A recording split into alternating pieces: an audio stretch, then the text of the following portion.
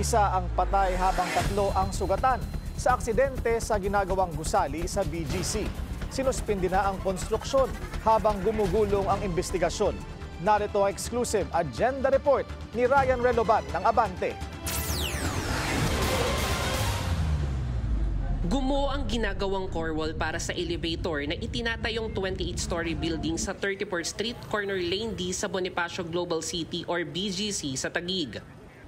Ayon kay Engineer Harley Tagatak, Area Manager ng Monelli Construction and Development Corporation, ang 3 sugatan ay inoobserbahan na ngayon sa St. Luke's Medical Center. Binawian naman ng buhay ang ika-4 na construction worker pagdating sa hospital.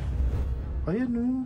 11:10 ng umaga nangyari ang insidente habang nagkakabit ng mga bakal ang mga biktima na pawang mga steelmen.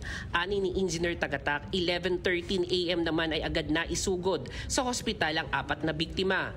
Habang tumatakbo ang investigasyon ay sinuspindi muna ang construction na itinatayong gusali. Pag-aliso namin doon, wala na akong tao doon. Actually, wala nang tao lahat sa as of 12 o'clock kanina is wala nang tao sa loob ng job site. So suspended po muna? Suspended po yung monolith po, sinuspend namin lahat yung works para mabigyan daan ho yung mga pulis at saka yung BES para mag-conduct ng investigation.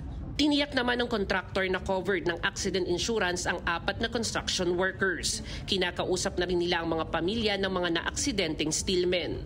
Na-inform naman po yung mga owner na pati yung sa company namin, na-inform naman po sila. Protocol naman ho namin, yung monolith po ang sasagot po ng lahat. Una na ring sinabi ni Taguig City Police Station, Officer in Charge Police Colonel Byron Alatog na masusi nilang iimbestigahan at tututukan ito upang matukoy agad ang dahilan ng insidente. Para sa agenda, Ryan Reloban, Abante.